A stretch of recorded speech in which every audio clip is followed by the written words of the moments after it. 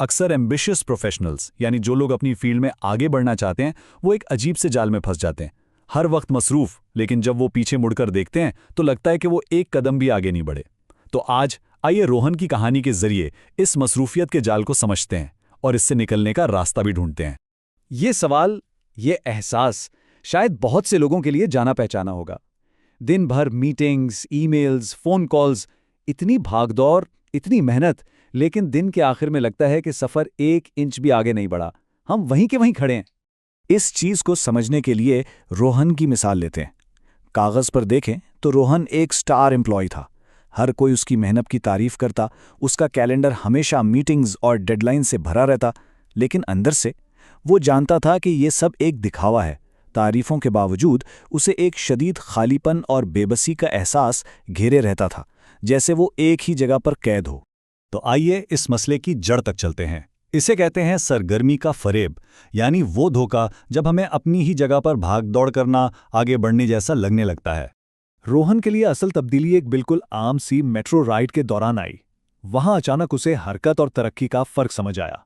देखें, हरकत या मोशन का मतलब है बस काम करते रहना, मसरूफ नजर आना, लेकिन बिना किसी मंजिल के।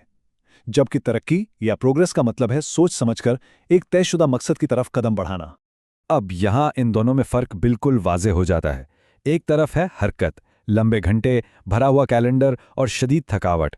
ये बिल्कुल ट्रेडमिल पर भागने जैसा है। आप पसीने में हैं, थक चुके हैं, लेकिन गए कहीं नहीं। दूसरी तरफ है तरक्की, जहाँ मकसद पूरे होते हैं, नई चीज़ें सीखी जाती हैं और एक हकीकी इत्मीनान मिलता है। ये अपनी मंजिल तक पहुँचने जैसा है। और रोहन के वालिद की ये बात तो इस फर्क को बेहतरीन अंदाज में बयान करती है। उन्होंने कहा, मैं थकता हूं, लेकिन मुझे मालूम है कि मैं क्यों थक रहा हूं। मतलब मेहनत करना और थकना बुरा नहीं है, लेकिन ये जानना जरूरी है कि यह थकावट किस मकसद के लिए है। बिना मकसद के थकावट तो सिर्फ थकावट है, कामयाबी नहीं। तो फिर इस जाल से निकला कैसे जाएं? पहला कदम क्या है? वो है एक बामकसद नहीं की ताकत, यानी ज्यादा हासिल करने के लिए कम, लेकिन सही काम करना। ये सबक रोहन ने अपने दोस्त अमित से सीखा। अमित कम काम करता था, लेकिन हमेशा ज्यादा कामयाब रहता था। उसका राज बहुत सादा सा था। उसने पहले अपने असल मकसद तय किए और फिर हर उस चीज को नहीं कहना शुरू कर दिया जो उसे उन मकासद के करीब नहीं ले जा रही थी। नतीजा ये निकला कि कम मसरूफियत में ज्यादा कामयाबी और इत्मीनान मिला। लेकिन यह नहीं कहने की हिम्मत लाने के लिए रोहन को एक और गहरी खुदशनासी की तरफ जाना पड़ा। उसने सोचा कि आखिर ये हर वक्त मसरूफ रहने की जरूरत आती कहां से है। उसने खुद से पूछा, ये जो मसरूफियत है, ये किस चीज़ से बचने के लिए एक ढाल है? और जल्द ही उसे एहसास हुआ कि उसकी ये मुसलसल भागदौड़ दरअसल कुछ बड़े और मुश्किल चैलेंजेस से बचने का एक बहाना थी। अक्सर लोग मसरूफियात को इसलिए अपनाते हैं ताकि उन्हें अहम काम में नाकामी का सामना न करना पड़े, या उन मुश्किल सवालों से बचा जा सके जिनके जवाब आसान नहीं है। मसरूफियत असल में एक आरामदेह जगह बन जाती है जहां मुश्किल और मायने खेज काम को टाले जा सकता है।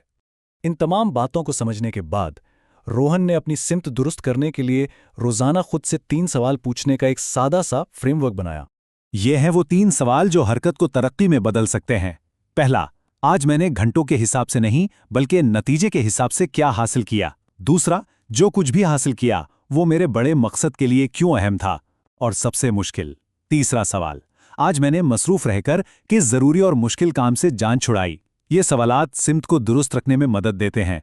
और आखिर में प्रोडक्टिविटी का असल पैमाना ये नहीं कि दिन के आखिर में कितनी थकावट है, बल्कि ये है कि जब थकावट दूर हो जाए तो पीछे क्या ठोस नतीजा बाकी रहता है।